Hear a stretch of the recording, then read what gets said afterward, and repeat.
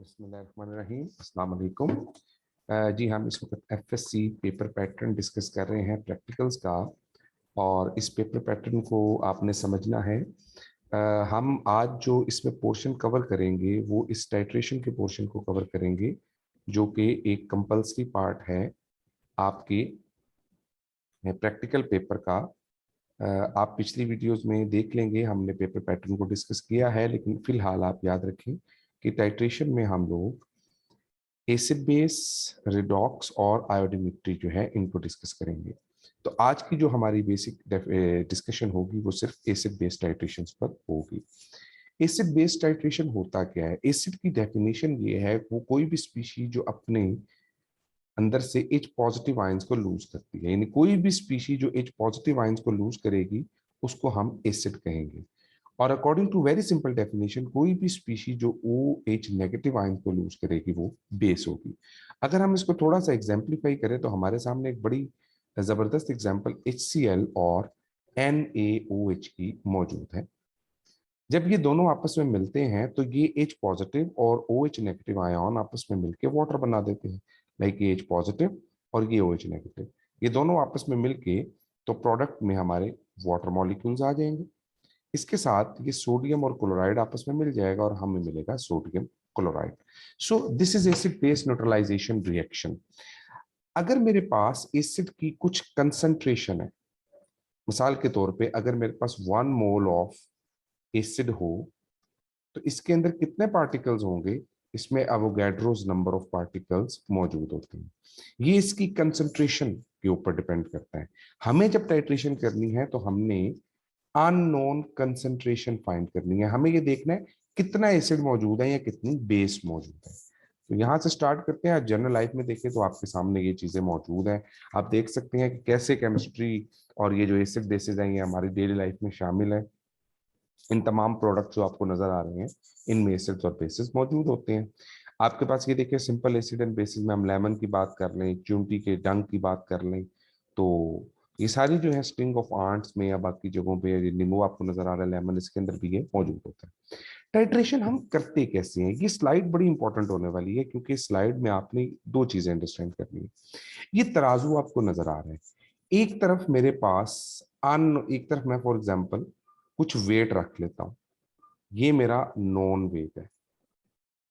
और एक तरफ मुझे नहीं पता कि उसका वेट कितना है, लेकिन यहां पर मैं वो ऐड करता जाता हूँ। जैसे मैं बाजार से फॉर एग्जांपल चीनी लेने गया हूँ, मैंने 1 किलोग्राम चीनी लेनी है, तो मुझे नहीं पता कि 1 किलोग्राम में कितनी चीनी आती है, तो मैं यहाँ पर उसको ऐड करता जाऊंगा। जब ये दोनों बराबर हो जाएंगे, ये यहाँ पर, ये, इसे हम एंड पॉइंट कहते हैं। जब दोनों बराबर हो जाएंगे तो ये एंड पॉइंट आएगा। इसका मतलब जितना वेट यहाँ पर मौजूद है उतना ही वेट यहाँ पर मौजूद है। सेम यही चीज हम टाइट्रेशन में करने वाले हैं। तो स्टार्ट करते हैं। टाइट्रेशन एक लेबोरेटरी टेक्निक है जिसमें हम कंसंट्रेशन मालूम करते हैं नॉन और अननोन एसिड और बेसिस की by the help of some neutralisation reaction. In this titration one concentration is known. एक की कंसंट्रेशन हमें पता है, यानी हमें एक तरफ पता है कि कौन सा सोल्यूशन है, एक तरफ हमें नहीं पता कि क्या कंसंट्रेशन का सोल्यूशन मौजूद है। ये बिल्कुल वैसी है जैसे एक तरफ हमें वेट का पता है और एक तरफ हमें वेट का आइडिया नहीं है। Strong acid base neutralisation reaction की बात करते हैं तो strong acid base neutralisation reaction में आपके पास एसिड और बेस, सॉल्ट एंड वाटर बन रहा है। मिसाल के तौर पे HCl और NaOH आप देख सकते हैं, NaCl वाटर। ये भी हमने एग्जांपल को डिस्कस भी किया था बिगिनिंग के अंदर। तो यहाँ पर देखिए, मैंने आपको बताया जैसे एसिड है तो वो अपने अंदर से पॉजिटिव आयंस को रिलीज करेगा, और बेस है तो वो अपने अंदर से OH नेगेटिव आयंस को रिलीज करेगी। और याद रखें, जो एसिड जो बेसिस सॉरी अपने अंदर से OH नेगेटिव आयंस को रिलीज करती हैं, इनको स्ट्रॉन्ग बेसिस कहा जाता है। अब देखते हैं इसकी एक जनरल एग्जांपल। आपके मैदे में भी, स्टमक में भी HCl मौजूद होता है। किसी को एसिडिटी हो जाए तो उसको कहते हैं आप इनो पिए। ENO के नाम से एक प्रोडक्ट आता है मार्केट में।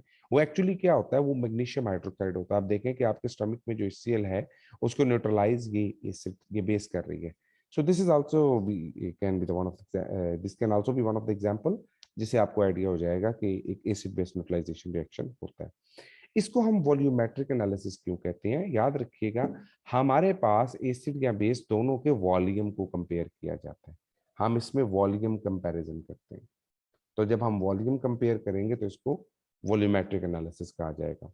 इसका भी प्रोसीजर देखते हैं। अगर आपसे पूछ लिया जाए क्वेश्चन व्हाट इज टाइट्रेशन, तो it's very simple, it is the act of adding standard solution into test solution.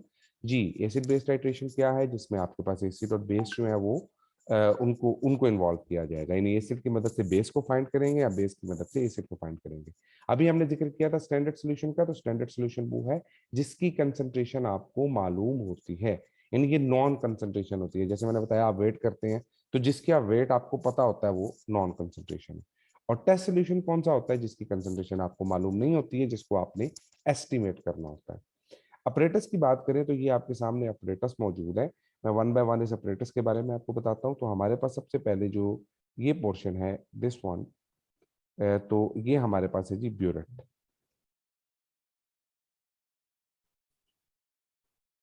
ये ब्यूरेट जो यहाँ पर मौजूद है, ये आपको स्टैंड में लगी आ रही है, ये इसका नोजल है जिसको हम लोग कंट्रोल करते हैं यहाँ नॉब से। ये देखिए, इसके अंदर लास्ट में मिनिमम वैल्यू यहाँ पर यानी आपको 50 की वैल्यू मिलेगी, और ये सबसे ऊपर आपको यहाँ पर 0 की वैल्यू मिलेगी। तो ये दो आपके पास चीजें मौजूद हैं, इसको ब्यूरेट कहते हैं। इसी तरह ये पिपेट आपके सामने मौजूद है, और ये जो ऊपर एक हैंडल सा ये नुमा आपको नजर आ रहा है, ये एक्चुअली पिपेट शक्कर होता है। कई जगहों पे ये अवेलेबल होता है, कई जगहों पे इसकी मुख्तलिफ शेप्स होती हैं, और कई जगहों पे ये बिल्कुल अवेलेबल नहीं होता, तो उसके लिए फिर टाइट्रेशन आपको थोड़ा सा सख्त मुंह से करना पड़ता है। ये जो आपका ब्यूरेट है, सॉरी ये पिपेट है, और ये पिपेट जो है, इसमें आप देख सकते हैं कि 0 से लेके 10 तक, यानी 10 सेंटीमीटर क्यूब तक इसमें वॉल्यूम आता है, और इसमें 0 to 50 यानी इसके अंदर 50 सेंटीमीटर क्यूब का वॉल्यूम आ जाता है। ये टोटल अपरेटस है जो आपको चाहिए होगा। This one is known as conical flask. इसी तरह जो आपके पास ये है, इसको हम फनल कहते हैं, और जो आपके पास ये है, ये डेफिनेटली बीकर्स हैं, आप इसके बारे में जानते होंगे। तो ये हमारे टाइट्रेशन के लिए यूज होते हैं। ये आपके पास आपका ब्यूरेट है, और ये आपकी पिपेट है। इसके अलावा ये चीजें एक स्टैंड पे पड़ी हुई हैं, हम अब इसका एक्सपेरिमेंट देखेंगे तो हमें समझ आ जाएगी। हमें करना क्या है इसके अंदर, हमें एसिड को सबसे पहले ब्यूरेट में ऐड करना है with the help of this funnel, आप देख सकते हैं। और इसके बाद हम क्या करेंगे, इसके बाद जब हम इसमें रीडिंग ऐड करेंगे तो यहाँ देखना है हमारा सोल्यूशन कलरलेस है या कलरफुल है। मिसाल के तौर पे ये वैल्यू यहाँ तक आ रही है, आपने देखा होगा कि वाटर हमेशा यूं इस फॉर्म में होता है, इसको कहते हैं मेनिस्कस। एक लोअर मेनिस्कस होती है और एक बेटा अपर मेनिस्कस होती है। जो कलरलेस सोल्यूशन होते हैं उनकी लोअर मेनिस्कस को नोटिस करते हैं। मिसाल के तौर पे ये वैल्यू 11 है, 11.1, 11.2, 11.3, 11.4, अगर मैं इस तरह से नोटिस करूं, या यहाँ से ऊपर से नीचे की तरफ आऊं, तो ये वैल्यू कितनी हमें लग रही है। हमें ये वैल्यू यहाँ पर अगर हम ऊपर वाली साइड को नोट करें तो 10 है, और नीचे वाली साइड को नोट करें तो 10.1 है। तो क्योंकि ये कलरलेस सोल्यूशन है, इसके लिए 10.1 कंसीडर किया जाएगा। इसकी लोअर मेनिस्कस को देखेंगे, ये साइड को। अगर ये कलरफुल सोल्यूशन होता तो हम इसकी अपर मेनिस्कस को नोटिस करते। ये बात आप लोगों ने याद रखनी है। तो ये इसकी अपर मेनिस्कस है। सपोज ये कोई कलर्ड सोल्यूशन होता तो फिर हम इसकी, अगर ये कलरफुल सोल्यूशन होता तो हम इसकी ऊपर वाली मेनिस्कस देखते। इन शॉर्ट मैं इसको रिपीट करूं तो जो ऐसे लेयर आ रही होती है, आपने रीडिंग नोट करने के लिए नीचे वाली को ऑब्जर्व करना है कलरलेस सोल्यूशन के लिए, और ऊपर वाली को नोट करेंगे कलरफुल सोल्यूशन के लिए। तो ये पॉइंट हमारे जेहन में रहना चाहिए अबाउट दिस टाइट्रेशन। हाँ, जब हम बेस को ऐड करेंगे, सोडियम हाइड्रोक्साइड को, या कोई भी हमारी जो बेस होगी, याद रखें जब एसिड बेस टाइट्रेशन करेंगे तो आपको दो बीकर्स में सोल्यूशन मिलेगा। एक बीकर में बताया जाएगा कि एसिड है, और एक बीकर में बताया जाएगा कि बेस है। याद रखें कि आपने जो बेस है इसको कोनिकल फ्लास्क में ऐड करना है, और एसिड को आपने ब्यूरेट में ऐड करना है। इसको रिवर्स भी किया जा सकता है, लेकिन वो थोड़ा सा कॉम्प्लिकेटेड हो जाएगा क्योंकि आपका बिगनिंग लेवल है, इसलिए आपने इसी को याद रखना है कि बेस को हमेशा आप ऐड करेंगे कोनिकल फ्लास्क में। और ये देखें, जब सोडियम हाइड्रोक्साइड को हम जनरली नोट करेंगे तो इसका आपको कलरलेस सोल्यूशन नजर आ रहा है, ये बिल्कुल कलरलेस होता है। लेकिन जैसे ही आप इसमें फिनोफ्थलीन ऐड करते हैं, ये एक इंडिकेटर है, इसके बारे में आगे जाके हम पढ़ेंगे, तो फिनोफ्थलीन ऐड करने से ये पिंक कलर का हो जाएगा। इंडिकेटर मुख्तलिफ हो सकते हैं, इंडिकेटर्स पीएच पर डिपेंड करते हैं। हमें इंडिकेटर का फायदा क्या होता है कि मुख्तलिफ पीएच के ऊपर मुख्तलिफ कलर नजर आते हैं। अभी हम देखते हैं कि ये हमने इसमें ऐड किया, और इस तरह से आपने अपरेटस जो रखा हुआ है उसमें आपने यहाँ से एसिड जो है वो उस सॉल्यूशन में ऐड करना है जहां पे आपकी बेस मौजूद है और बेस के अंदर इंडिकेटर आपने यूज किया हुआ। तो आप देखें कि हमारे पास जब ये हम वन बाय ड्रॉप ऐड करते जाएंगे, जिससे ऐड कर रहे हैं उसको कहते हैं टाइट्रेंट। टाइट्रेंट को ब्यूरेट में लिया जा रहा है और टाइट्रेट या ट्राइट्रेंट को हम कॉनिकल फ्लास्क में ऐड कर रहे हैं। इसका एंड पॉइंट क्या होगा ये देखें। जब आपने उसमें कॉनिकल फ्लास्क में बेस ऐड की थी और बेस के साथ आपने फिनोफ्थेलीन ऐड किया था, तो आपका सोल्यूशन हो गया था डार्क पिंक। जैसे ही आपने उसके अंदर एसिड ऐड करना शुरू किया तो एक एंड पॉइंट आया जहां पर वो लाइट पिंक में कन्वर्ट हो गया। अब यहां से थोड़ा सा हमें अंडरस्टैंड करना है कि ये एंड पॉइंट का मतलब क्या है। देखिए, जब मेरे पास बेस मौजूद थी तो उसमें OH नेगेटिव आयंस मौजूद थे। जी फॉर एग्जांपल कुछ number of ions, for example 100 OH negative ions है। जब मैं इसमें एसिड ऐड करता गया one by one, drop by drop, तो फॉर एग्जांपल पहले ड्रॉप में 10H पॉजिटिव आए, दूसरे ड्रॉप में 20H पॉजिटिव आए। जैसे जैसे एसिड ऐड होता जाएगा ये सोल्यूशन न्यूट्रलाइज होता जाएगा, हमारे पास इसका कलर लाइट होता चला जाएगा। और जब ये हमारे पास बिल्कुल लाइट पिंक आ जाएगा तो ये वो टाइम होगा जब H positive ion OH negative ion के बराबर हो जाते हैं। इसको एंड पॉइंट कहा जाता है। इक्वलेंस और एंड पॉइंट में आप देख सकते हैं कि आपके पास इक्वल अमाउंट आ जाती है एसिड की और बेस की। आपको यहाँ टाइट्रेशन रोक देनी होती है क्योंकि आपने जो कंसंट्रेशन फाइंड करनी है उसको फाइंड करना है bye the help of volume. तो अभी देखते हैं, ये एक लेबोरेटरी टेक्निक है जिसमें कहा जा रहा है कि अननोन कंसंट्रेशन फाइंड करें NaOH की। स्टैंडर्डाइज का मतलब ही ये है कि आपने अननोन कंसंट्रेशन फाइंड करनी है। तो अननोन कंसंट्रेशन सोडियम हाइड्रोक्साइड की फाइंड करनी है और आपने इसकी एक्यूरेटली कंसंट्रेशन जो है वो डिटरमिन करनी है। तो मेरे पास सोडियम हाइड्रोक्साइड है, तो बड़ी सिंपल सी थ्योरी है कि ये एक बेस है और बेस अननोन है। अगर एक अननोन मेरे पास बेस मौजूद है तो डेफिनेटली मेरे पास जो एसिड यूज होगा उसकी नॉन कंसंट्रेशन होगी। तभी वो तराजू वाली मिसाल आपके जहन में आनी चाहिए कि प्रॉपरली ठीक हो। यहाँ देखिए, अगर हम देखें सबसे पहले इसका प्रिंसिपल, तो ये एक एसिड बेस्ड टाइट्रेशन बनती है। स्टैंडर्ड सॉल्यूशन देखें तो ये हमने खुद से लेना है स्टैंडर्ड सॉल्यूशन। ये हम खुद से क्यों ऐड कर रहे हैं स्टैंडर्ड सॉल्यूशन को? क्योंकि हमने किसी चीज के साथ उसको कंपेयर करना है। एक की कंसंट्रेशन अननोन है तो इसकी कंसंट्रेशन नोन होगी। अगर बेस अननोन है तो हम स्टैंडर्ड सॉल्यूशन एसिड को रखेंगे, और अगर एसिड अननोन है तो स्टैंडर्ड सॉल्यूशन बेस को रखा जाएगा। इंडिकेटर देखें, इसमें फिनोफ्थलीन ऐड किया, एंड पॉइंट इसका जस्ट कलरलेस था। इक्वेशन आपके सामने है जो हम पहले भी डिस्कस कर चुके हैं। Now we have to discuss a very important point and that is about mole ratio. अगर आप देखें तो 1 मोल ऑफ HCl और 1 मोल ऑफ NaOH आपके सामने आ रहा है according to balance chemical equation. इसलिए याद रखें, इक्वेशन याद करना बड़ी जरूरी है। आपको इक्वेशन आनी चाहिए during the practical as well. If you are able to write the right equation तो आपके लिए बड़ा आसान हो जाएगा उन चीज़ों को सॉल्व करना। इसी से आपको मोल रेशियो मिलती है, इसी से आपकी कैलकुलेशंस ठीक होती हैं। प्रोसीजर, प्रोसीजर जो है इसमें आप देखें, सबसे पहले आप लोगों ने 10 क्यूबिक सेंटीमीटर सोडियम हाइड्रोक्साइड जो है वो कॉनिकल फ्लास्क में ऐड करना है, और उसके बाद आपने उसमें फिनोफ्थलीन का एक ड्रॉप ऐड कर देना। सोल्यूशन डार्क पिंक हो जाएगा। इसके बाद आप उसको टाइट्रेट करेंगे अगेंस्ट टेस्ट सोल्यूशन जो आपने ब्यूरेट में लिया हुआ है। ड्रॉप बाय ड्रॉप उसको ऐड करते जाएंगे। इसके अंदर आपने एंड पॉइंट तक रीडिंग नोट करनी है जो कि जस्ट कर जैसा, और कम से कम 3 बार आप रीडिंग को नोट करेंगे।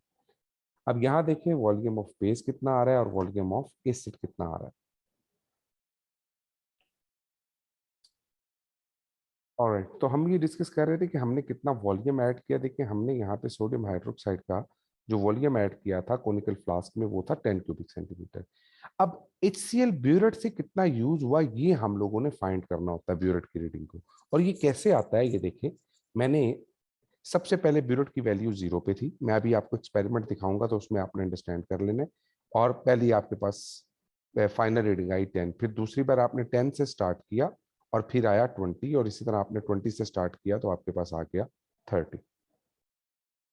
इसमें डिफरेंसेस 10 10 10 के आ रहे हैं, इसको कंकॉर्डेंट रीडिंग कहते हैं। इसका मीन 10 आया।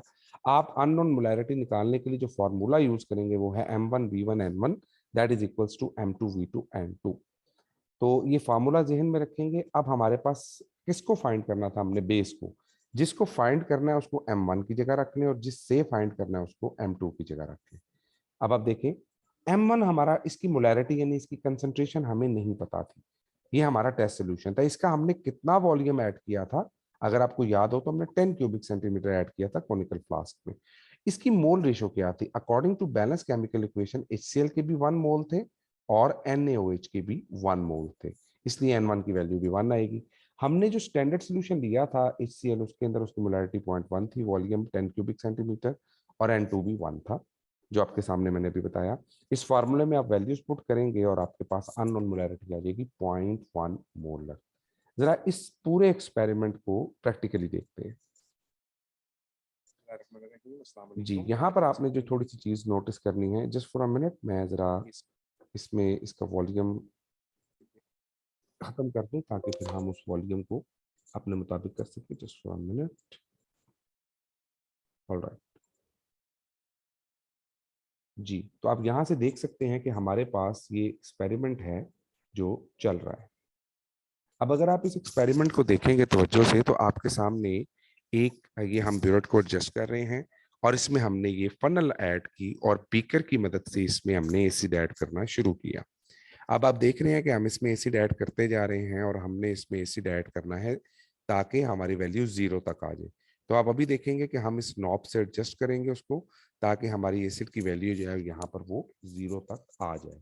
और ये आप देख सकते हैं कि हमारी वैल्यू जो है वो अप्रोक्सीमेटली 0 के करीब आ चुकी है। याद रखिएगा जब आप इसको एडजस्ट कर रहे होंगे तो आपने 0 वैल्यू के राउंड अबाउट इसको एडजस्ट करना है। तो ये देखें, ये वैल्यू आपके पास 0 के राउंड अबाउट आ गई। अगर मैं यहाँ पर आपको थोड़ा सा गाइड करूँ तो ये 0 है, ये आपकी लेयर है और ये लोअर मेनिस्कस है ऐसे जो इसके साथ टच कर रही होगी। तो ये बात आप लोग अपने जहन में रखेंगे। अच्छा जी, अब यहाँ देखिए जरा, ये 0 पे हमने तकरीबन एडजस्ट कर लिया। इसके बाद हम लोग ये कोनिकल फ्लास्क है और ये हमारा पिपेट था। हमने 10 क्यूबिक सेंटीमीटर, यहाँ पर देखेंगे आप, इस पिपेट सकर की मदद से हम इसमें बेस ऐड करें। कई बार बोर्ड के प्रैक्टिकल्स में ऐसा होता है कि आपको पिपेट सकर अवेलेबल नहीं होता, तो फिर आप क्या करते हैं, आप इसकी जगह अपने मुंह को यूज करते हैं, यानी मुंह के जरिए इस बेस को सक करते हैं। और ये 10 क्यूबिक सेंटीमीटर बेस हमने इस कोनिकल फ्लास्क के अंदर ऐड की। ये आपके सामने हम इसके अंदर बेस को ऐड कर रहे हैं। अब आप देख सकते हैं कि ये कलरलेस सोल्यूशन है, तो मुझे इसमें इंडिकेटर ऐड करना पड़ेगा ताकि मुझे पता चले कि मेरा एंड पॉइंट आ गया, यानी एसिड और बेस एक दूसरे के साथ न्यूट्रलाइज हो गए। ये देखिए, ये फिनोफ्थलीन भी कलरलेस सोल्यूशन है, बिल्कुल इसका कोई कलर नहीं होता। लेकिन जैसे ही इस कलरलेस सोल्यूशन को बेस में ऐड किया जाता है तो आप देख रहे हैं उसके अंदर डार्क पिंक कलराइजेशन हो गई है। अब ये डार्क पिंक कलराइजेशन है और ये आप पिंक कलर इसका देख सकते हैं। अब हम लोग इसको इस ब्यूरेट के नीचे रखेंगे और 1 बाय 1 ड्रॉप बाय ड्रॉप इसके अंदर एडिशन करते चले जाएंगे। तो अब देखें, आप लोग इसको साथ साथ शेक करते रहेंगे, ड्रॉप बाय ड्रॉप इसके अंदर आप लोग जो एसिड है उसको ऐड करते जाएंगे। यू गाइस जो है आप लोग सारे ये ऑब्जर्व करेंगे कि with the passage of time you will see कि इसका कलर जो है वो लाइट होता जाएगा, यानी डार्क पिंक से आहिस्ता आहिस्ता आहिस्ता आहिस्ता ये लाइट की तरफ जाता जाएगा। और जब ये बिल्कुल लाइट पिंक हो जाएगा तो वो पॉइंट होगा जहां पर हमने अपनी टाइट्रेशन को रोकना होगा। और फिर हमने ये वॉल्यूम यूज करना है कि कितना वॉल्यूम यहाँ पर यूज हुआ है। आप देख सकते हैं कि ड्रॉप बाय ड्रॉप एडिशन किया जा रहा है। जी, तो आप देख सकते हैं कि यहाँ पर ये वैल्यूज आहिस्ता आहिस्ता हम इसमें से एसिड ऐड करते जा रहे हैं, ड्रॉप बाय ड्रॉप वैल्यू नीचे की तरफ आती जा रही है। आपने ये सोच के ऐड नहीं करना कि वैल्यू का 10 आनी चाहिए या 11 आनी चाहिए, बल्कि आपने ये सोच के ऐड करना है कि मेरा लाइट पिंक कलर कहाँ पर आता है। वो लाइट पिंक कलर पे आप वैल्यू को नोटिस करेंगे। ये देखें, आप लोग तवज्जो से देखते जाए, कलर आपको लाइट होता हुआ नजर आ रहा होगा। बेशक ये कलर लाइट होता जा रहा है, होता जा रहा है। आप देखें कि आहिस्ता आहिस्ता आहिस्ता आहिस्ता ये काफी ज्यादा लाइट पिंक हो जाएगा। बिल्कुल लाइट पिंक जब ये कलर हो जाएगा तो हम टाइट्रेशन को रोक देंगे। तो अब आप देखिए, ये बिल्कुल लाइट सा पिंक कलर इसके अंदर रह गया है। ये, और ये अगर आप थोड़ा सा देख पाए तो बिल्कुल स्लाइट सा लाइट पिंक कलर इसके अंदर नजर आ रहा होगा। ये बहुत हल्का सा कलर है, कई लोगों को तो कलरलेस भी होगा जिनको कोई कलर ब्लाइंडनेस का मसला है, अदरवाइज मोस्टली ये लाइट पिंक है। और देखिए आपकी जो यहाँ रीडिंग है, अब इसको आप लोगों ने जरा अंडरस्टैंड करना है। ये देखें कि हमारी रीडिंग जो है वो यहाँ पर अप्रोक्सीमेटली, ये देखें, ये 10 के राउंड अबाउट आ रही है, थोड़ा सा उससे ऊंचे फैक्ट। तो देखें, मैंने जो रीडिंग यहाँ पर ऐड की है, मैंने स्टार्ट किया था 0 से। ये टेबल मैं आपको समझाता चलूँ कि मैंने स्टार्ट किया था 0 से, तो मैंने इसकी 3 असल में ऑब्जर्वेशंस लेनी होती है। मेरा स्टार्टिंग पॉइंट था इसकी ऑब्जर्वेशन 1, 2 एंड 3। जी बच्चों, मैंने स्टार्ट कहाँ से किया था? मैंने स्टार्ट किया था ब्यूरेट की वैल्यू 0 से, जब ऊपर से हमने यहाँ से स्टार्ट की। पहली बार इसकी वैल्यू आई 10। अब जब दूसरी बार मैं टाइट्रेशन करूंगा तो मैं दोबारा इसको 0 तक नहीं भरूंगा, बल्कि 10 से स्टार्ट करूंगा और ये 20 तक जाएगा अप्रोक्सीमेटली। इसी तरह जब ये 20 पर आ जाएगा तो तीसरी बार मैं स्टार्ट करूंगा तो ये 20 से स्टार्ट करूंगा और ये 30 तक जाएगा। और फिर मुझे इसका डिफरेंस यहाँ पर लिख लेना है। हर बार कॉनिकल फ्लास्क को ड्रेन करेंगे, नए सिरे से बेस डालेंगे और हर बार नया इंडिकेटर डालेंगे। इसको इनिशियल रीडिंग कहा जाता है, इसको फाइनल रीडिंग कहा जाता है, और ये आपकी मीन वैल्यू होती है। तो ये नंबर ऑफ ऑब्जर्वेशन है, 3 बार वैल्यू लेंगे और यहाँ पर आप उसका मीन लिखेंगे विच इज इक्वल टू 10। अच्छा, कई बार ऐसा होता है कि स्टूडेंट की वैल्यू कुछ यूं आती है कि वो यहाँ पर पहली वैल्यू आ रही है सपोज 9.9, दूसरी वैल्यू आ रही है 10 और तीसरी वैल्यू 20। फॉर एग्जांपल यहाँ पे चले मैं डिफरेंस की बात करता हूँ, 9.9 और ये आ गई आपके पास 19.9, तो डिफरेंस 10 हो गया। और ये आपके पास जो थर्ड वैल्यू आ गई सपोज यहाँ पर, तो ये वैल्यू आपकी आ गई पूरी 30। तो हमने इनिशियल रीडिंग कहाँ से स्टार्ट की? आप यहाँ लिख देंगे 9.9 और यहाँ लिख देंगे